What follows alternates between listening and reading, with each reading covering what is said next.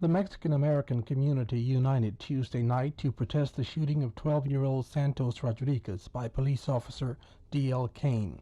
Still, there are unanswered questions surrounding the puzzling shooting incident, and last night at Pikes Park, the community tended to ask more questions rather than make statements.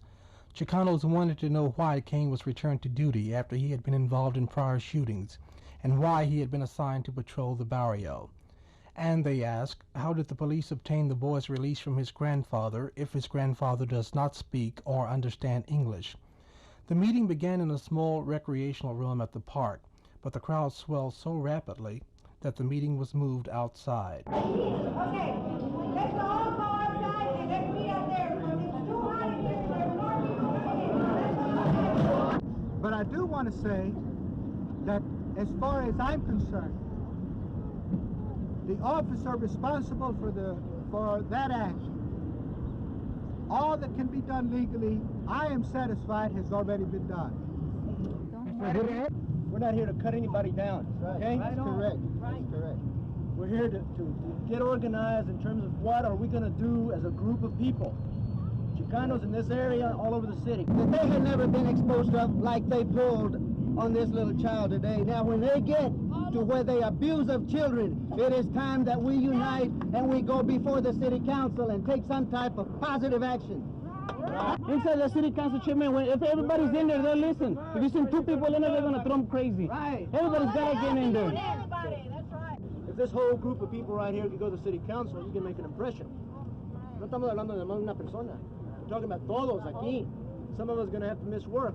Right. But I think it's an important issue, and I think we need to be at the city council meeting el lunes a la 1:30.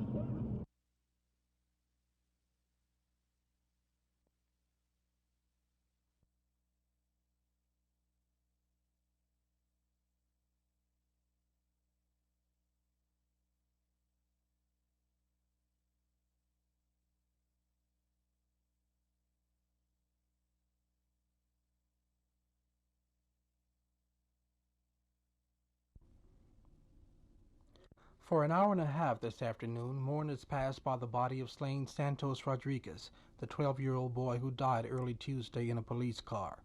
His mother, Mrs. Mary Rodriguez, had a reprieve from Governor Dolph Briscoe, allowing her to leave the state prison in Huntsville to attend the funeral at First Mexican Baptist Church.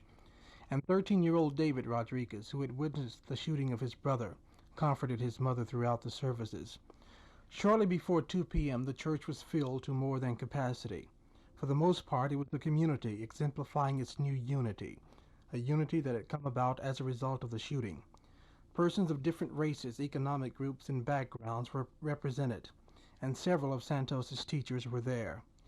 Many of the persons attending the funeral did not know Santos Rodriguez. The dead boy was a symbol of all of their children.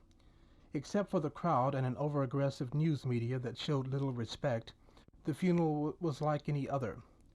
The service was conducted in Spanish, and there was no mention of the police department, the city government, or protest.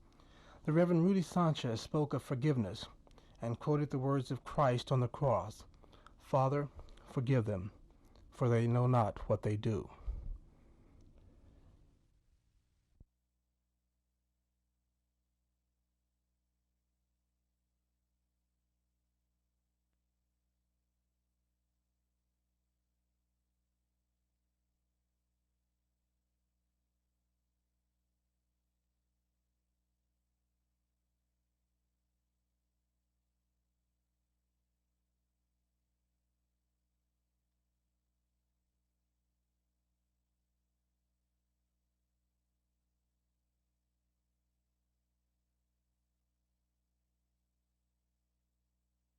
Many of the established Mexican-American leaders in the community didn't want the march. As a matter of fact, they tried to talk you out of marching.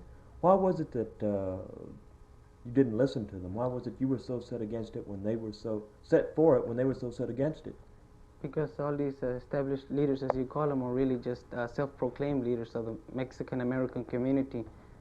Many people that I know, many of the kids and others, they don't like most of them. Well, you're saying that Rene Martinez, Pedro Aguirre, and Frank Hernandez and them are not reflective of the representative of the They have body some. of They have people or some what? people behind them. Yes, they have some people who want their representation. I'm not saying that they don't have. They don't represent somebody. But I'm saying they don't represent the whole. As they usually say, I represent the Mexican American community. That Do the means berets? that means everybody. We only represent those who want our representation. Otherwise, The violence that erupted Saturday, was that expected, or do you decry the violence as much as everyone else does? I'm sorry it happened, but then I don't think anyone should apologize for it. It was up to it was just these troublemakers who really did the whole thing.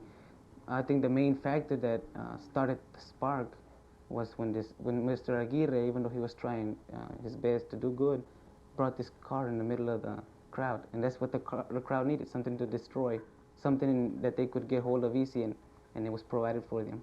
Well, at the same time that Councilman Aguirre was speaking to the crowd or trying to get the crowd's attention, you were at another point. You were on the steps of City Hall also speaking, and in effect, you were taking away the attention, creating more confusion. I was taking away the attention from the car so that the people would come this way, because I knew what they were going to do to the car. I have experience, and I have been trained for marches. None of these leaders or self-proclaimed leaders have any kind of training or anything. And all through the march, they kept getting in, trying to take over and causing disorder for us who were trying to keep the march under order. Well, do you think that the disturbance could have been avoided? It could have been avoided if most of these leaders who kept interfering would have just played their role and let us do our role. Well, then you're blaming the disruption on them. No, I'm blaming the disorder on them. The disruption I'm blaming on these outsiders from Waco and from Fort Worth. So Councilman Aguirre and the other established Mexican American leaders, at least in your opinion, are blamed for the disorder that ultimately led to the disruption? Not all of them, just a few.